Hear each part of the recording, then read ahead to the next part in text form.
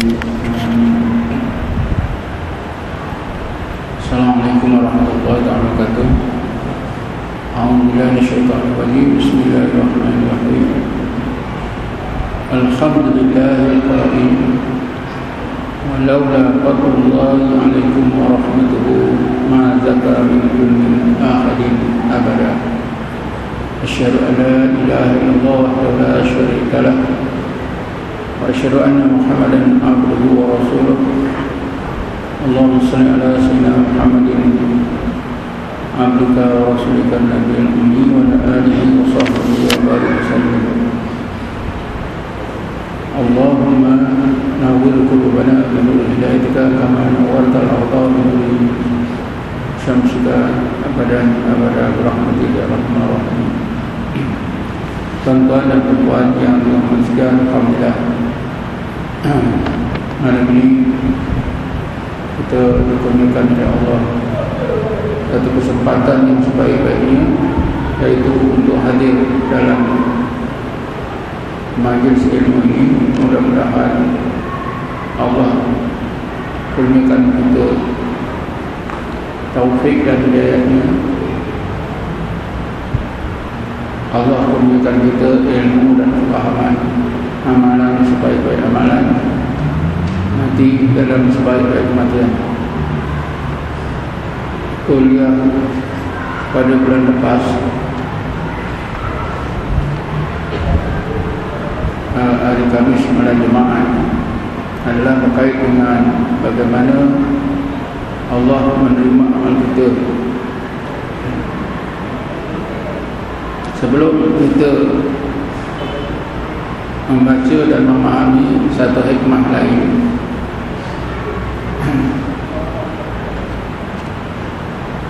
rasanya eloklah kalau kita ingatkan semula beberapa kesimpulan daripada kuliah yang lepas, supaya kita dapat melihat hubungan antara apa yang telah kita baca dan pahami mengenai hikmah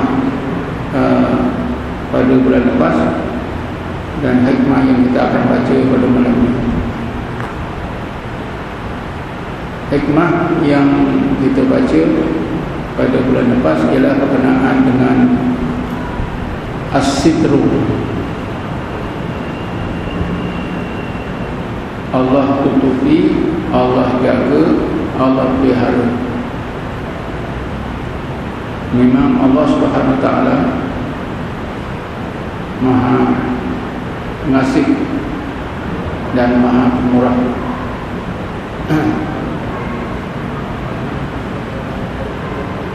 Allah Subhanahu wa taala berfirman dalam Quran, Bismillahirrahmanirrahim.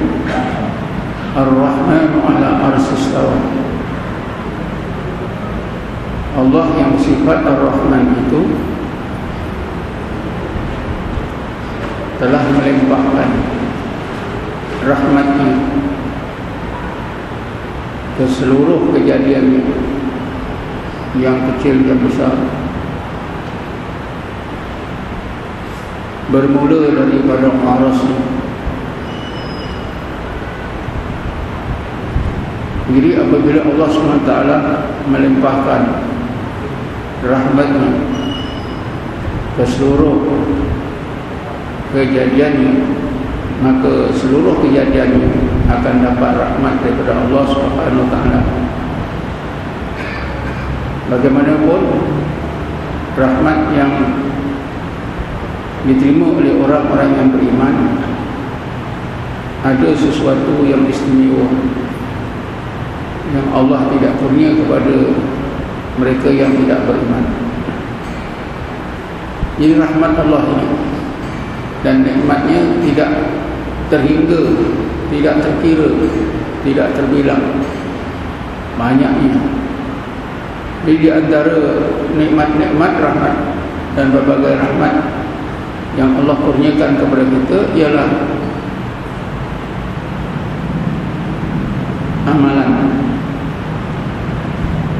Kita boleh beramal dengan berbagai amal soleh dan menjauhkan kejahatan adalah kurnia daripada Allah Subhanahu wa taala.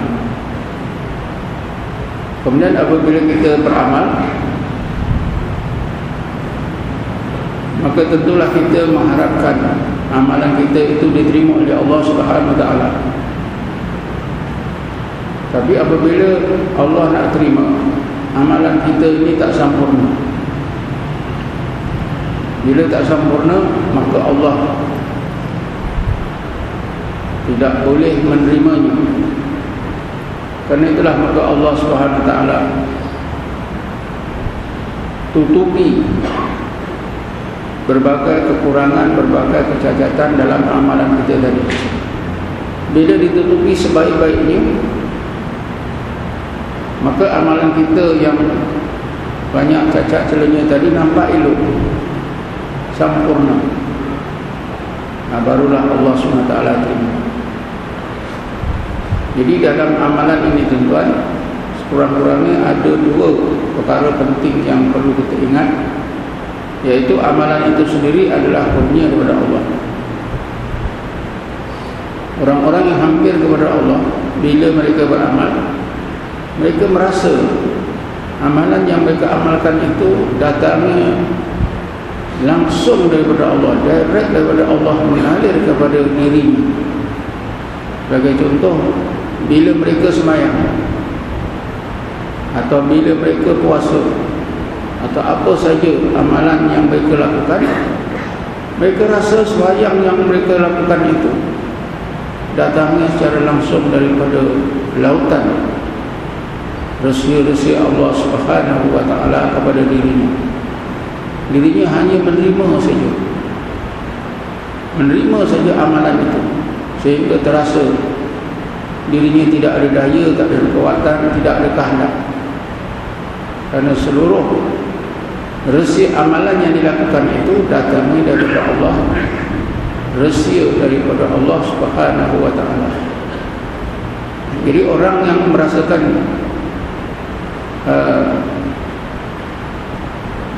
demikian, maka orang itu tentulah lebih baik amalannya dan lebih hampir kepada Allah Subhanahu wa taala. Pada kuliah yang lepas, Ibnu Athaillah telah menerangkan bahawa bila Allah mau menerima amalan kita, maka Allah tutupi berbagai kekurangan dengan sebaik-baiknya. Kerana itulah maka barulah amalan kita diterima. Ibnu Athaillah menyebutkan, laula jamilu sitrihi lam yakun amalun ahlan lil kabul. Kalaulah tidak kerana Allah tutupi dengan sebaik-baiknya berbagai kekurangan, berbagai kecacatan dalam amalan yang dilakukan oleh seorang mukmin, nescaya tidak ada satu pun amalan yang boleh diterima oleh Allah Subhanahu wa taala.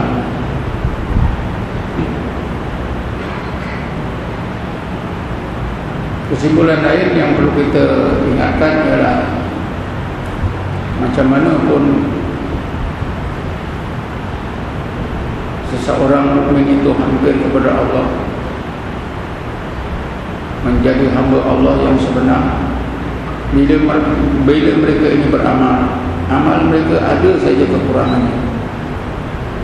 Senang saja kalau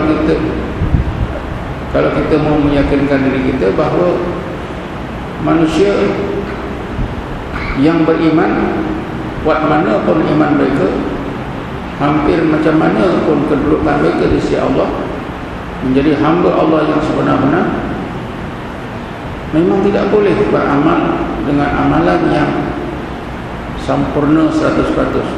Senang saja kita nak dapat kesimpulan. Kerana manusia itu makhluk. Bila makhluk, perbuatannya tak akan ada yang sempurna. Tapi telah diterangkan dalam kuliah yang lepas, ada dua sebab. Ini dilihat dari segi sebab.